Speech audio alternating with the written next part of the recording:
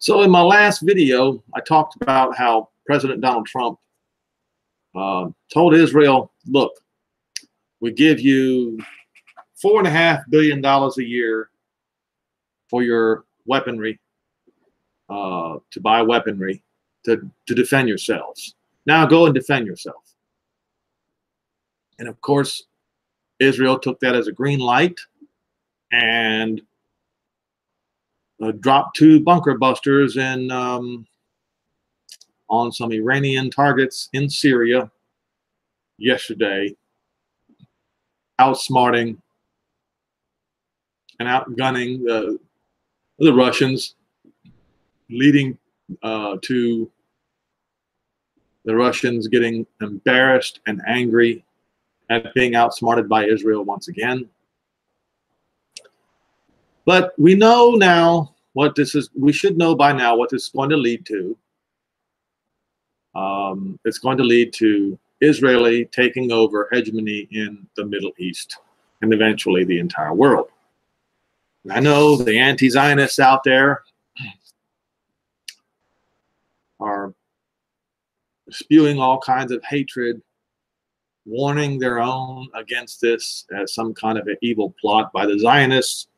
But it's been written in the scriptures for over 2,000 years. Nobody should be surprised that this is going to happen, or nor should they try to stop it. But I mentioned something about the ships of Tarshish that's written in Isaiah 60, how the ships of Tarshish are going to take the lead role in bringing all Israel back home. Why is this so? How can this be? And the question is this the reason why President Donald Trump has pulled all of its aircraft carriers home with the exception of 2? A lot of websites have been going around and claiming that Donald Trump is preparing for martial law in the United States to take out his enemies. And this is the reason why all these aircraft carriers have been pulled back to port in the United States. I'm skeptical. I'm skeptical of that. I think there is another reason. I think that the vessels of Tarshish have to be spared in order to fulfill the prophecy in Isaiah 60, verses 8 and 9. What is that prophecy?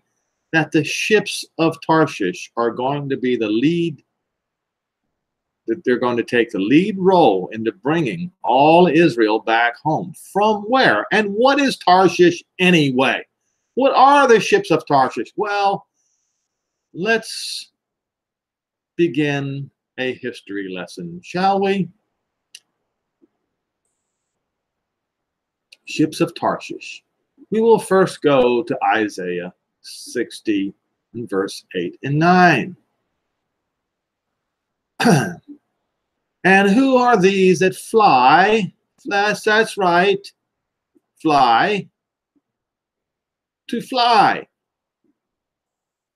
All right. Who are these that fly as a cloud in the lower atmosphere? Well, what flies in the lower atmosphere, folks?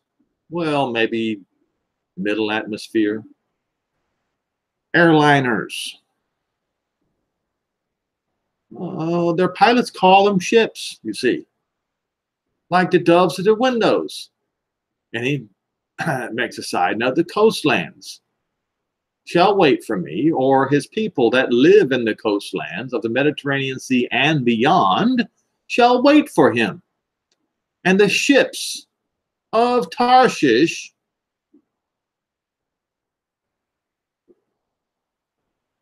first. They're going to be first. They're going to do what? Well, You can read in another translation, take the lead. Let's look in New Living Translation, and you will see that it says, "And what do I see flying like clouds to Israel, like doves to their nests? They are the ships from the ends of the earth, from lands that trust in me." Now, I know that I've talked about this, and I'm going 50-50 on that. From lands that trust in me, that's in God we trust, but God is a pagan name that should not be used in place of Jehovah. Led by the great ships of Tarshish, they are bringing the people of Israel home from far away, carrying their gold and their silver with them. Okay, you see. So again, what are the ships of Tarshish? In order to find out, what we need to do is we need to find Tarshish first. Okay, you see this map right here. The word Tarseso is the Greek word for Tarshish. You will see here on the Iberian Peninsula, this is the Strait of Gibraltar. And this is where the city of Tarshish used to be, right here. But it no longer exists. But it doesn't say Tarshish, it says the ships of Tarshish. We know this is going to be in the end of days. So now we need to look at the ships of Tarshish. Okay? Let's see here. Oh, I got another picture here. This shows the Tarsessians, where the people of Tarshish lived. And it's in these little dots. So you can see right in here in this point, right here in this point, and down here, all the way down to the Strait of Gibraltar, all the way up to the bottom of Portugal. Okay? All right, get rid of that picture. Okay, this is the path of what? Christopher Columbus. Now, what I want you to do is take a look at this map. We're talking about from the bottom of Portugal all the way down to the Strait of Gibraltar. These are Christopher Columbus's ships or voyages.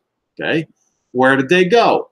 They went to, for the most part, Central America, and at one time in South America. Okay, and then we see that at one particular, when I say, okay, so you got Central America, you've got the islands, okay? And he brought a lot of Jews with him. Why? Why did this happen? Well, because right as Christopher Columbus left, oh, by the way, Christopher Columbus was a converso.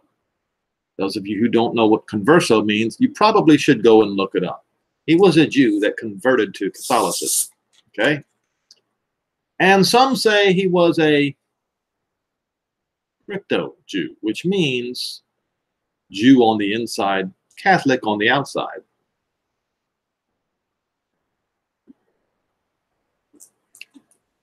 These people that Christopher Columbus dropped off in this area headed up into Mexico and eventually wound up in around New Mexico and Arizona and places like that. And there are many crypto Jews in that area. Okay. But that's just the beginning. That is just the beginning of the ships of Tarshish. This right here was a time that a trigger was pulled, the scattering to the ends of the earth. Okay. And so I will show you another map and you will see that this age of exploration continued. And you can see how from Spain all the way around the whole world. And then you will see from France into Canada, and also from England into around here. Magellan. You have Diaz in 1460, and de Garna, Cabral, Columbus, Magellan, Cartier, Drake, and Cabot, among the few of the many. Okay, this is when the scattering began. It began with the days of Christopher Columbus. Why? Why did this happen? All right. I don't think I need to look at this any longer. I need to, let's look up the word Machiavellianism first. Machiavellianism is defined as a political theory of Niccolo Machiavelli, especially the view that any means can be used if necessary to maintain power. This word comes from the Italian Renaissance diplomat and writer Niccolo Machiavelli, born in 1469, who wrote The Prince, among other works. Okay. In modern psychology, Machiavellianism is also the name of one of the dark triad personalities characterized by a duplicitous interpersonal style, a cynical disregard for morality, and a lack of empathy, and a focus on self-interest and personal gain. Now, where have we seen this before?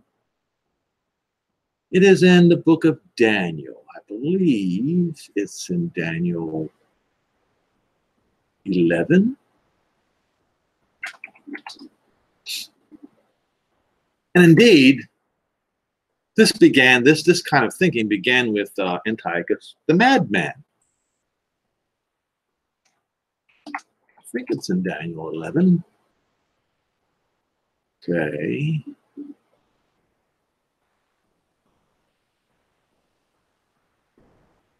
But yes.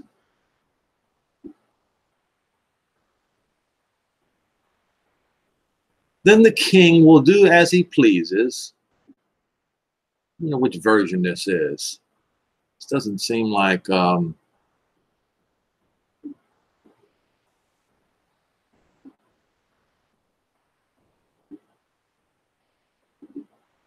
yeah, I will do this. Verse 36, and the king shall do according to his will, and he shall exalt himself and magnify himself above every god, and shall speak marvelous things against the God of gods, and shall prosper until the indignation shall be accomplished. For that which is determined shall be done. Now, this is talking about Antiochus the madman, but as I pointed out, the kings, the Caesars, also practiced this methodology, and it reappeared with the days of Alexander. What was it, the 6th or the 7th? The guy Borgia. Him. I'll get to that in just a minute, but I wanted to point out this Machiavellianism, where it appeared. Neither shall he regard the God of his fathers, nor to desire women, nor regard any God, for he shall magnify himself above all. This is Machiavellianism, okay? All right, so I can get rid of that. And as you can see, you've seen it described in the Bible. Now, here, I don't like this particular article, but within it you will find some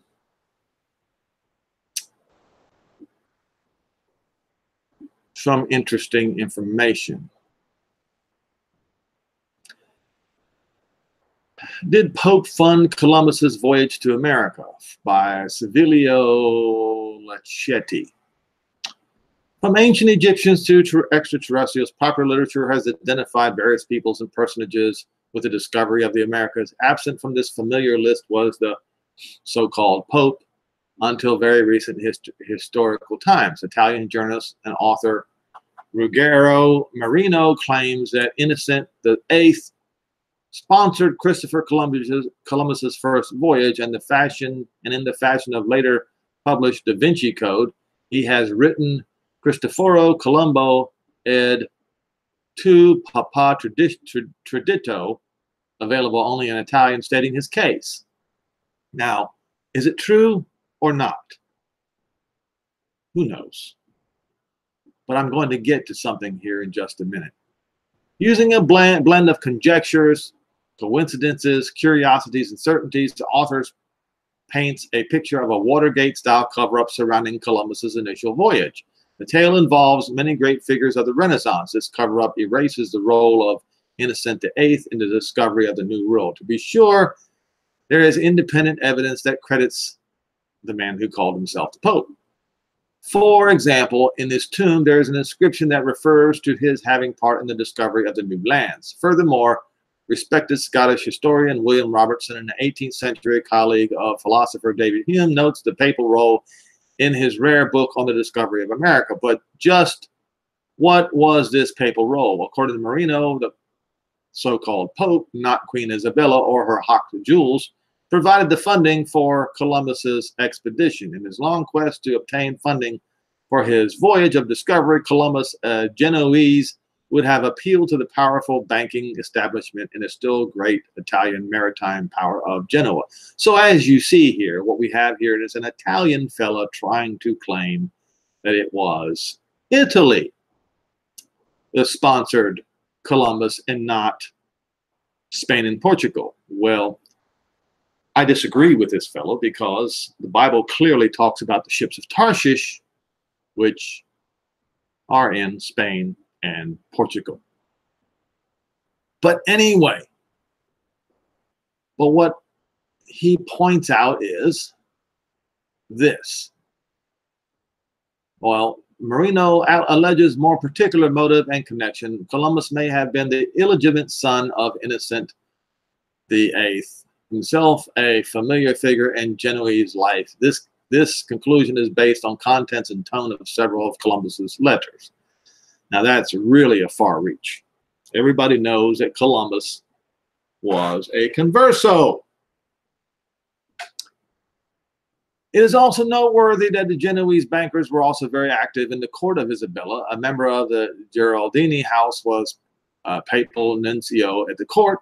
Another papal ally had control over special collections of the Spanish faithful. But why would the so-called Pope direct funding to a speculative venture, even if his illegitimate son were its sponsor?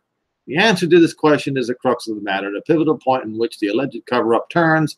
In 1492, the world was in the midst of a great geopolitical revolution, which only in hindsight could reveal with clarity. Barely 40 years before Columbus left Spain, the Eastern Roman Empire finally disappeared. The great Sultan Mehmed II, or Muhammad II, had conquered Constantinople in 1453. Still, many in the West were not willing to let go of the Roman ideal, among them Innocent VIII. It was his honor to sponsor a grand crusade to defeat the Turks and capture Jerusalem. Again, according to Marino, finances for such a huge adventure were to come from the discoveries of Columbus.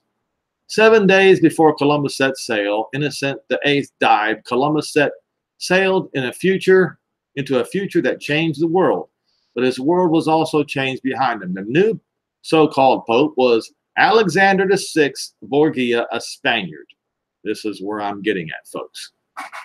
Remember, this was the one. This was the guy who had Leonardo da Vinci create graven images and painted images of his son, Caesar Borgia, the prince, on whom the Florentine Machiavelli models for his famous works about politics. This is when, at the same time, as soon as Christopher Columbus left on his great voyages, the Spanish Inquisition began, and the driving out of all Jews out of Spanish territories, and eventually all of Catholic territories began. And it coincides with the Machiavellian philosophy. The same philosophy of Antiochus IV, by any means necessary. Every kind of evil. Okay. So we'll go to then the words of Paul. Paul mentions this kind of Machiavellianism. Okay. See if I can remember where it is. I believe it was is it 1 Thessalonians 2? You see if I can find it that way.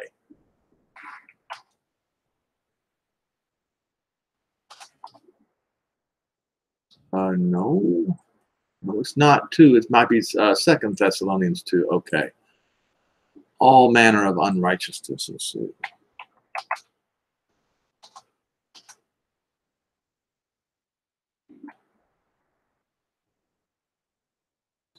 No. Trying to remember. We just had to try 2 Thessalonians.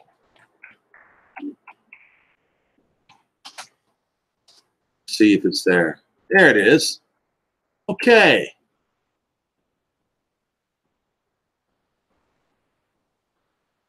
Now, folks, please understand, we're not to use the word Lord because it's a name of Baal,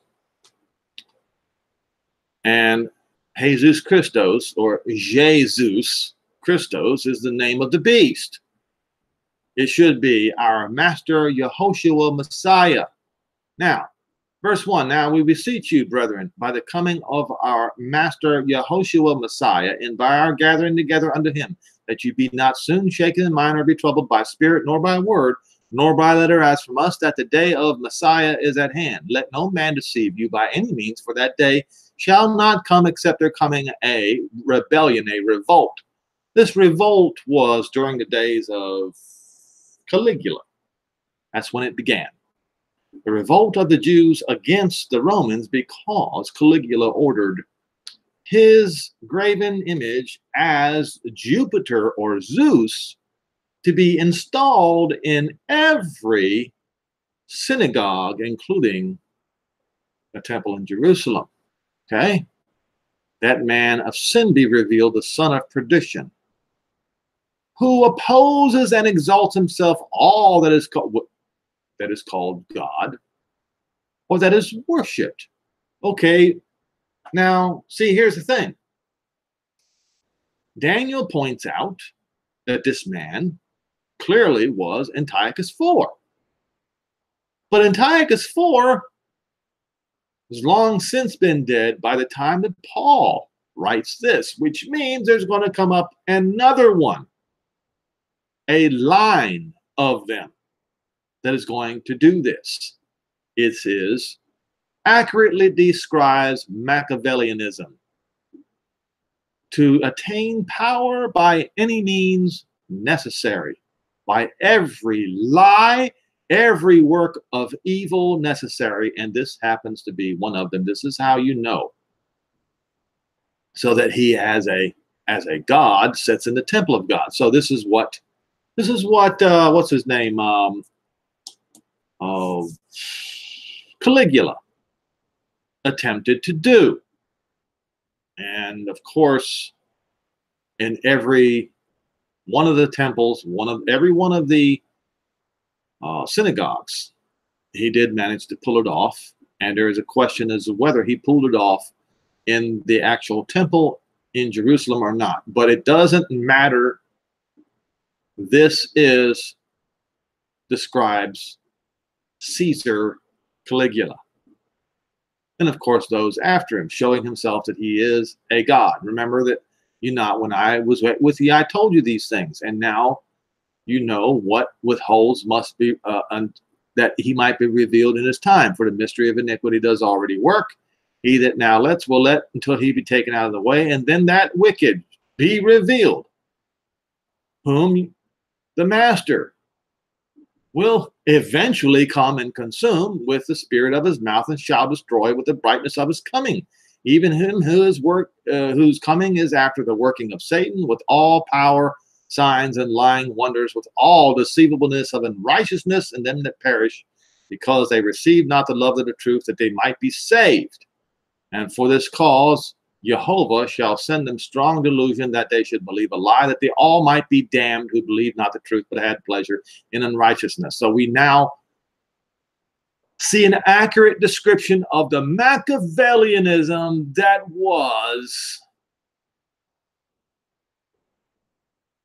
that reappeared with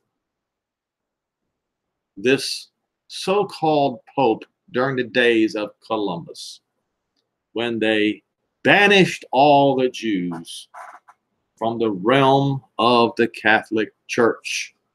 And then the scattering of all Israel began to the four corners of the earth. And that is the reason why you see this here, but also the other picture around the world, all these voyages. And this is the reason why you see the cast-offs of Europe being dumped into North America, being dumped into South America, being dumped into Australia, being dumped all places around the world. Who are these people that they were not only Jews, but also the lost tribes of Israel? So what I'm going to talk about now is,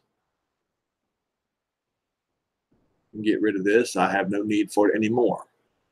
Ephraim. One of the gripes that Jehovah had against Ephraim was this. Ephraim, he has mixed himself among the nations. Ephraim is a cake half turned. So the lost 10 tribes, led by Ephraim, mingled themselves tightly among the nations. American King James, Ephraim, he has mixed himself among the people.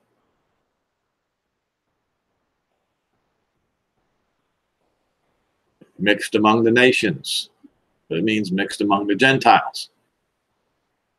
So the only way that it is going to be, this is going to be undone, is written in, it's written in the New Testament, actually. It's written by, talked about by the Messiah himself.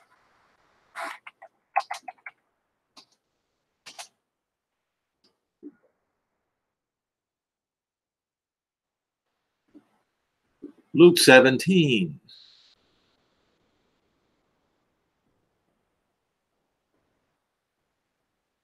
And remember how I mentioned yesterday, was it yesterday, that the coming of the Son of Man appears to be not only at the just before the seventh trumpet begins to sound, but also just before the seventh vial is poured out. Because if you read the sixth vial, it says, blessed is he who watches and has his clothes about him, that he is not to be found running around naked out in the street. That's what it says. So,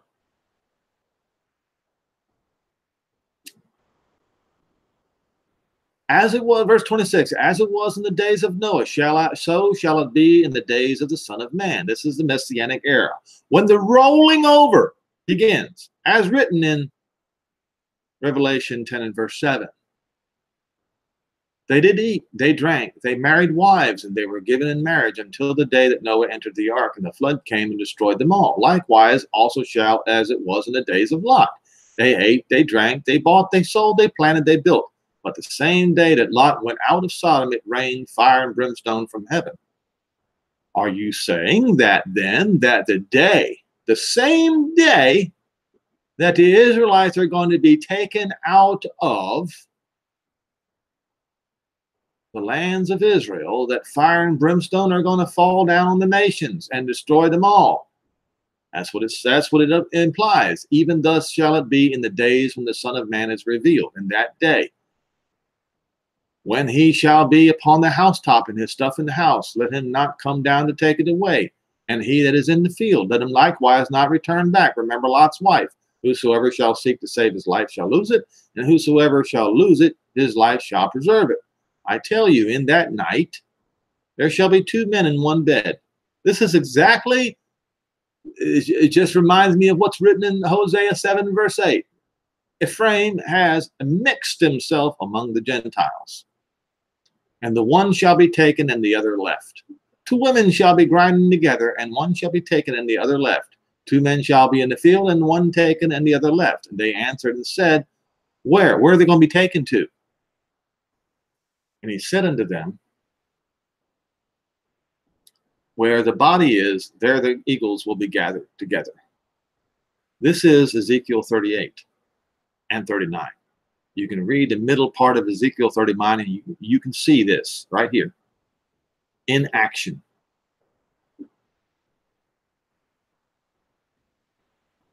Right? So when the trigger is going to be pulled for all Israel to come back home from all the places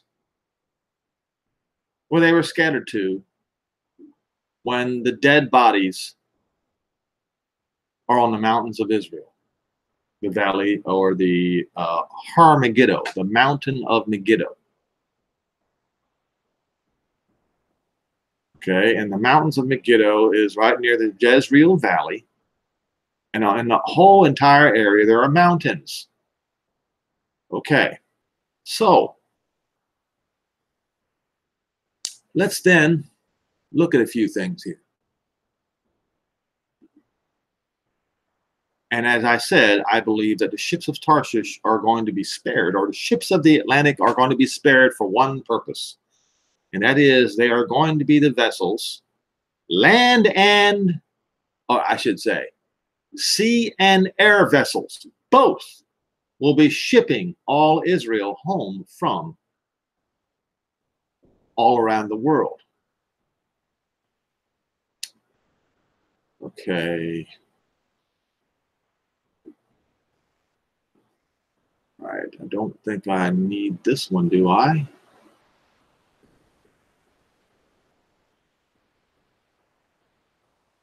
Okay. So I can get rid of this, I think. So what I'm looking for, I believe, is here.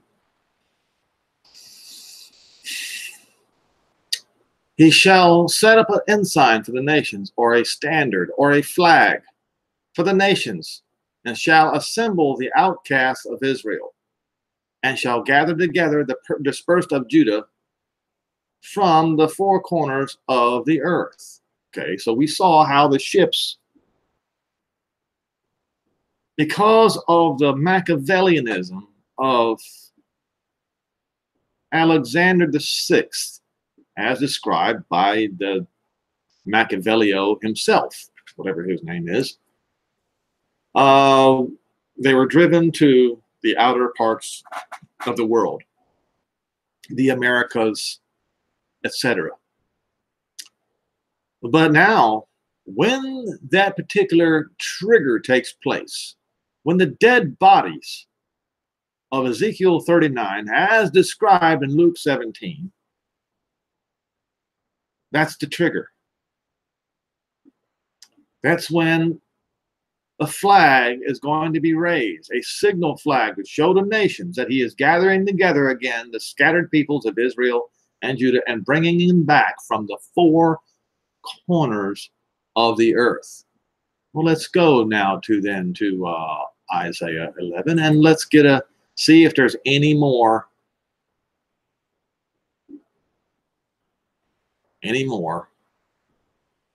Yes, there is a plenty more.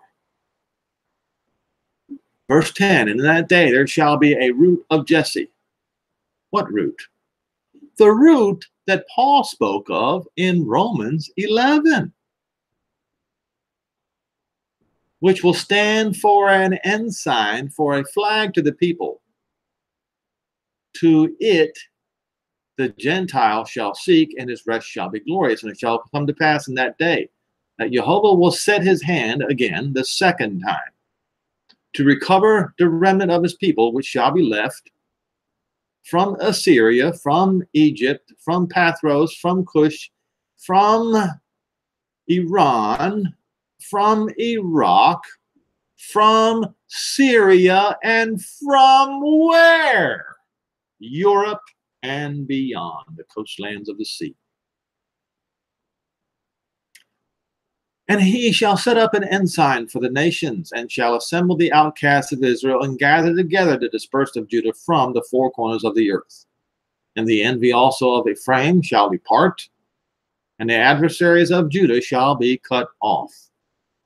We're about to witness the adversaries of Judah being cut off. And when we see it, when we see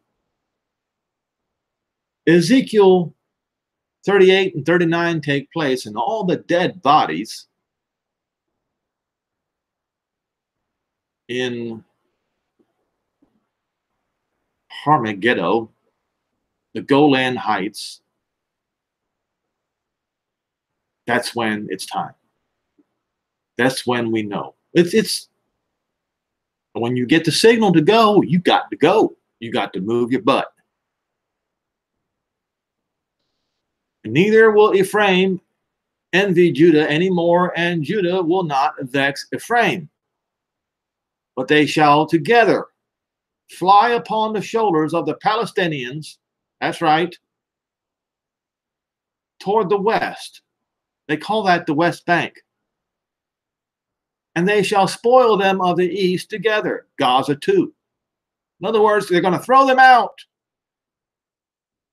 And they will lay their hand upon Edom and Moab, and the children of Ammon shall obey them.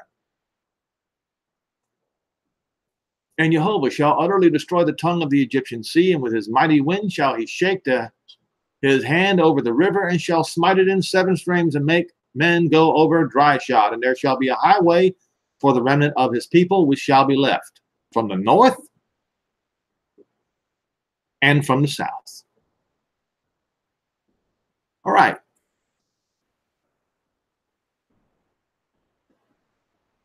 So,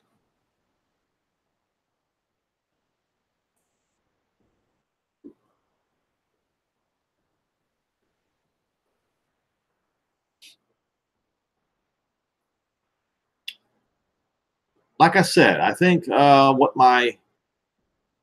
think this is the reason why President Donald Trump has pulled most of the battleships away from the Mediterranean Sea.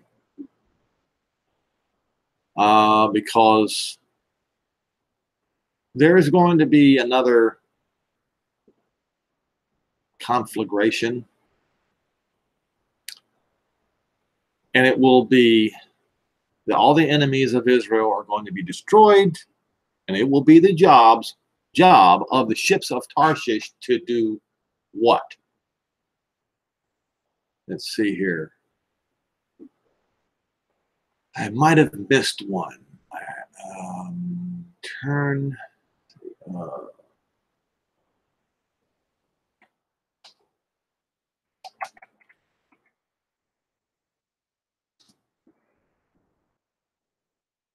Jeremiah 31. That was what I was looking for. Okay.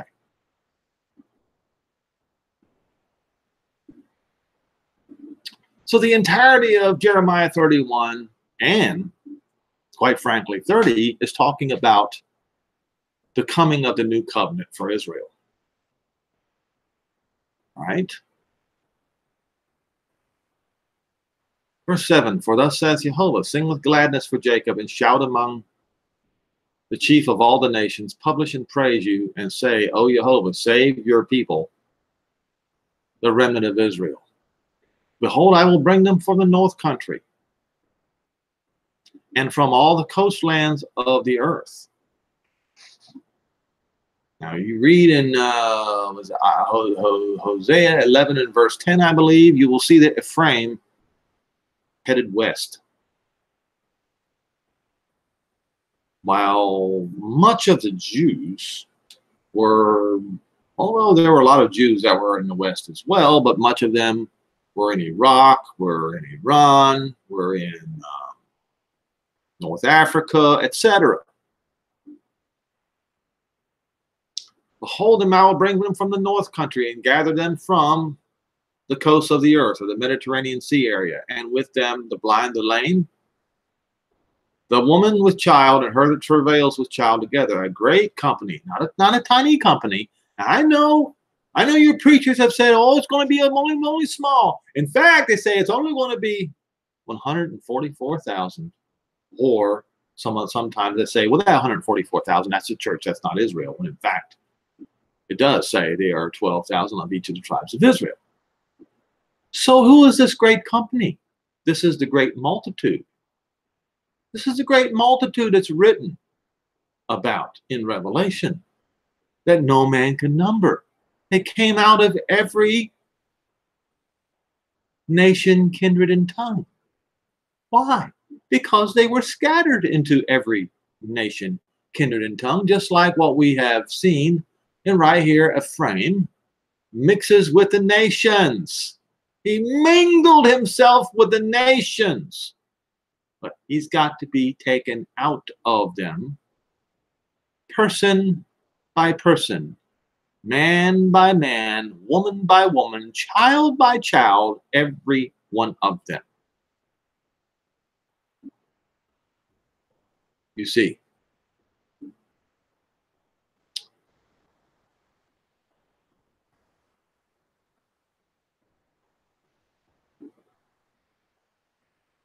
See, at this time, verse 1 says, Jehovah, I will be the Elohim of all the tribes of Israel, not just Judah, not just the Jews, but all the tribes of Israel, and they all shall be my people.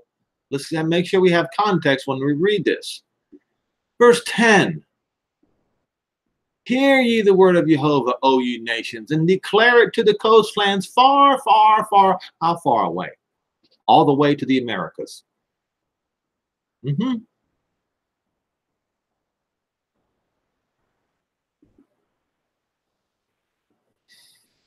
Now there is going to come a day, in verse 6, that the watchmen upon Mount Ephraim.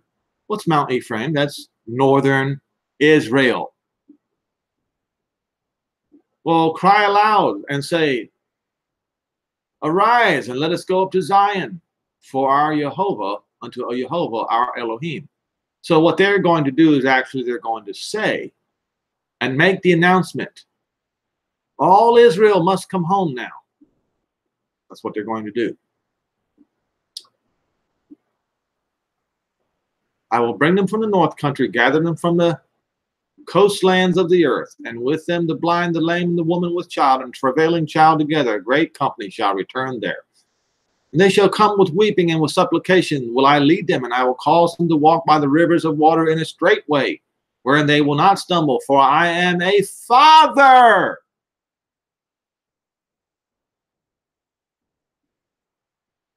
Jesus is not a father. Jesus is not a father. Not even the Son is the Father. Not even Yehoshua is the Father. The Father, the Elohim of the Old Testament, he is Jehovah the Father. I will be a father to Israel, and Ephraim is my firstborn. Hear ye the word of Jehovah, O you nations, and declare it to the coastlands far off, and say, he that scattered Israel will gather him. So it's going to be a reversal, an absolute reversal. Instead of Israel receiving the harsh treatment and being scattered, they're going to receive good treatment and be gathered.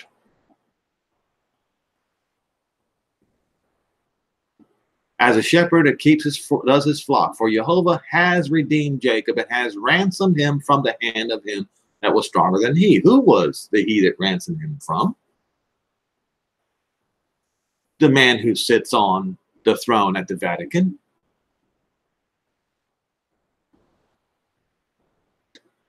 And they shall come and sing in the height of Zion, and they shall flow together for the goodness of Jehovah, for wheat and for wine and for oil and for the young of the flock and for the herd, and their soul shall be as a watered garden, and they shall no longer sorrow any more at all. Okay? Where have we heard this? Look.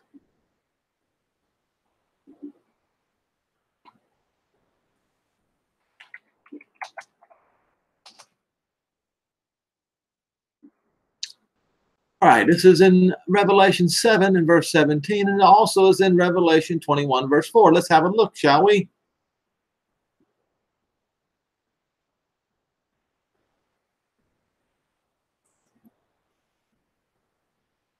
Oh, what do we have here?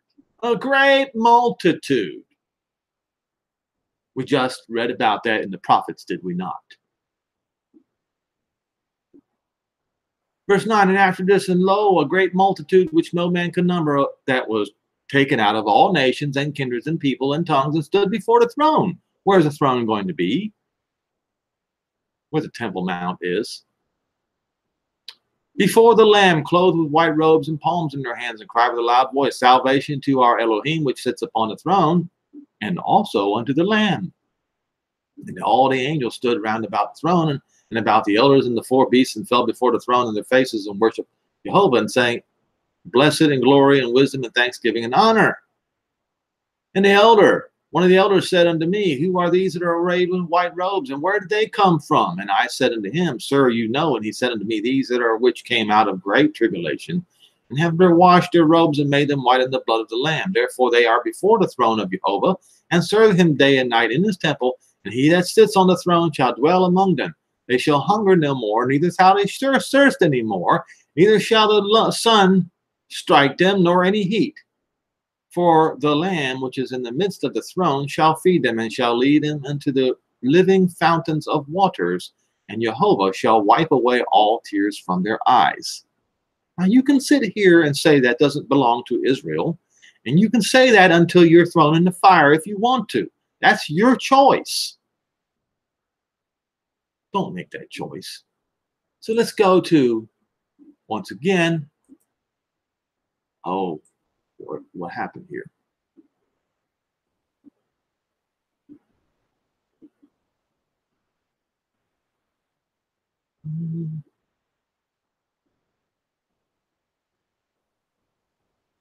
I think it was in Revelation 21.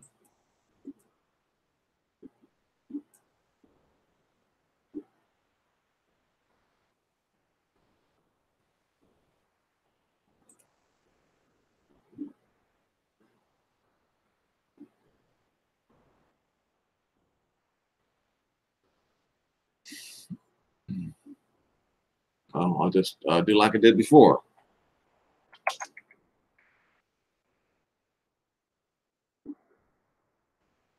Oh, look. It's not only in Revelation 21, verse 4, but it's also in Isaiah 25 and verse 8.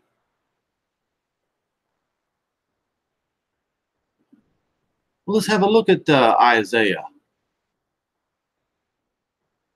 25 and verse 8, shall we? Oh, look. Look at this.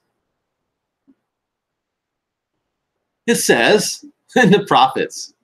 See, everything that is written in the New Testament was written in the prophets. So those of you who go around and claiming that the prophets are done away, well, what you're doing is you're claiming that the new covenant in Jeremiah 31 verses 31 to 34 is done away, thereby depriving yourself of the new covenant.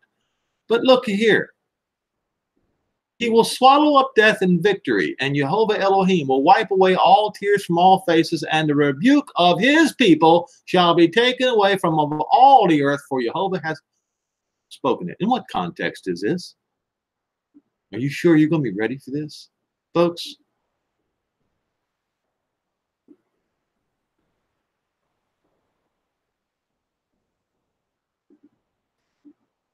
Okay.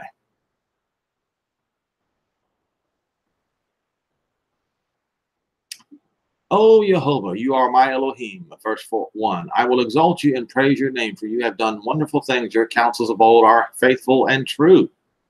The Christians today do not believe that the counsels of Jehovah, our Father in heaven, are faithful and true. They rejected them. For you has made a city a heap, and a defense city a ruin. A palace of strangers be no more city, it shall never be built. Therefore shall the strong people glorify you. The city of the terrible nation shall fear you. Ooh. For you have been a strength to the poor, a strength to the needy in his distress, a refuge from the storm, a shadow from the heat. When the blast of terrible ones as a storm against the wall. You shall bring down the noise of strangers in the heat, as the heat in a dry place, even the heat of the shadow of a cloud. The branch of the terrible ones shall be brought low. Who are these terrible ones? Well, Babylon, ancient Babylon and current Babylon, folks. And in this mountain shall Jehovah of hosts make a feast of fat things, a feast of wines, of lees, of fat things full of marrow, of wines and lees well refined. In what mountain? Zion. And he will destroy in this mountain, in Zion, the face of the covering cast over the people and the veil that is spread over all the nations. He will swallow up death in victory, and Jehovah will wipe away tears from all faces and the rebuke of his people. Of his people? Who is his people? Israel. Shall he take away from all the earth, for Jehovah has spoken it, and it shall be said in that day, Lo, this is our Elohim. We have waited for him. We read that in Isaiah 60, didn't we? His people in the coastlands will wait for him. We have waited for him, and he will save us. This is Jehovah. We have waited for him. We will be glad and rejoice in his salvation. For in this mountain, Zion, shall the hand of Jehovah rest, and Moab shall be trodden down, and under him, even as a straw is trodden down in the crapper. Moab. Who's Moab? Well, the enemies of Israel in Jordan and, as they say, the West Bank, who call themselves Palestinians. And these nations who stand with the Fakestinians, with Moab, are going to be crushed down along with them. For in this mountain, which is Zion, okay. And verse 11, and he shall spread his hands forth in the midst of them, and he that swimmeth, like he that swims, spreads forth his hand to swim. And he shall bring down their pride together with the spoils of their hands. And the fortress of the high fort of your walls shall be brought down, lay low, and bring down even to the dust.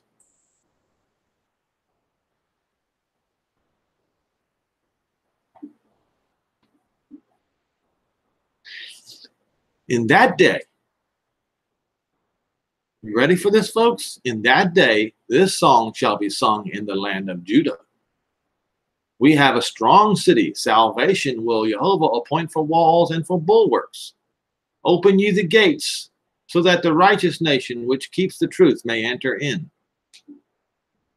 And you will keep him perfect in peace, whose mind is stayed on you, because he has trusted in you. Trust you in Jehovah forever, for in Jehovah is everlasting strength.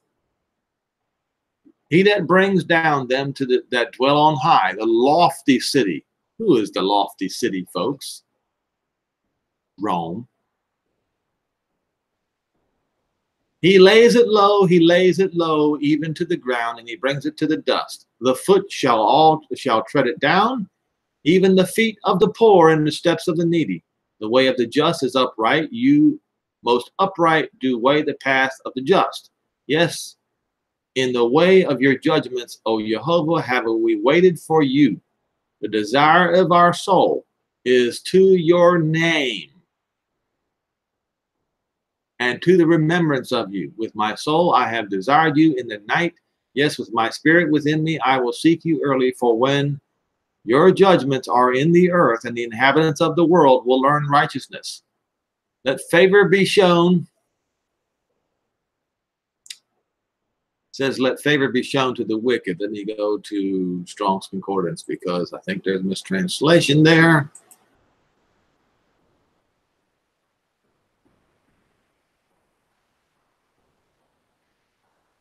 Beseech. All right.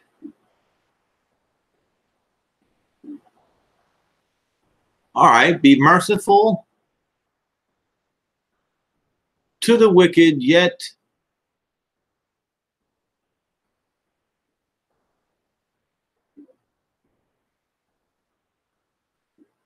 this is yet will he not learn righteousness in the land of uprightness? He will deal wrongfully and will not behold the majesty of Jehovah. That needs to be looked into. Jehovah, when your hand is lifted up,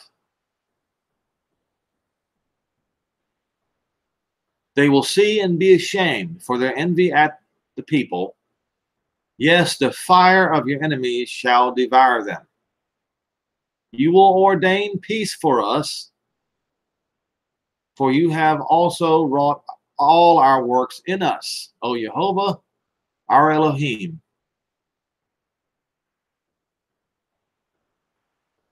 These kings have had dominion over us, but by you only will we make mention of your name.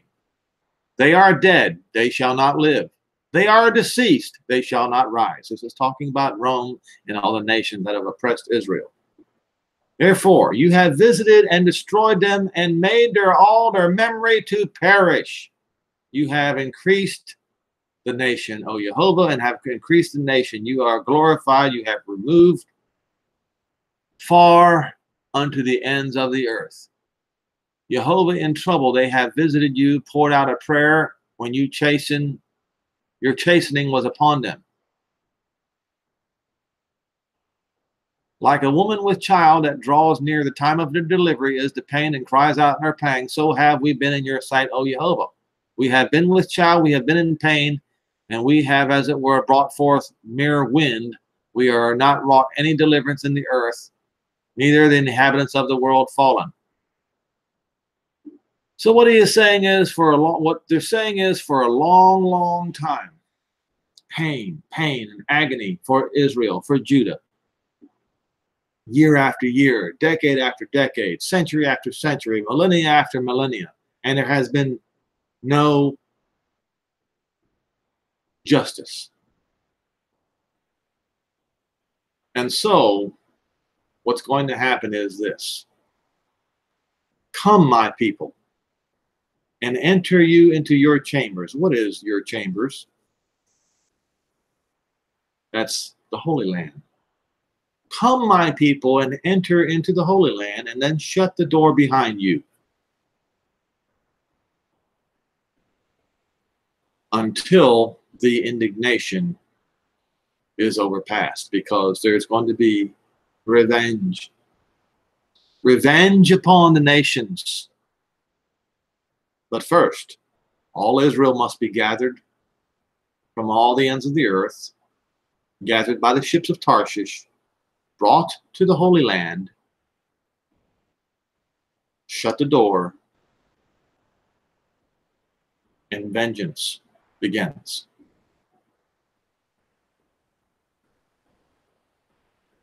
For why? For behold, Jehovah comes out of his place to punish the inhabitants of the earth for their iniquity. The earth is going to disclose the blood of all the Jews and all Israel and everyone who was murdered as evidence against the wicked, and will no more cover up her slain. Why? Because the slain are going to rise up from the dead. Folks, we know when it starts. When we see the dead bodies in the mountains of Israel.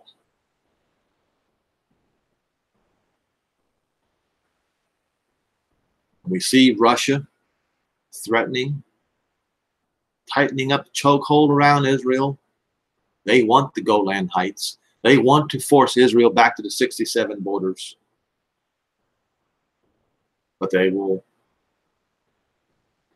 fail, and they will die in the mountains of Israel. And when you see all the dead carcasses being eaten by the buzzards from around the world, you know it's time to go. Anyway, there was your history lesson concerning the ships of Tarshish and why I think the ships of the Atlantic are going to be saved for one purpose, and that is to bring all Israel back home.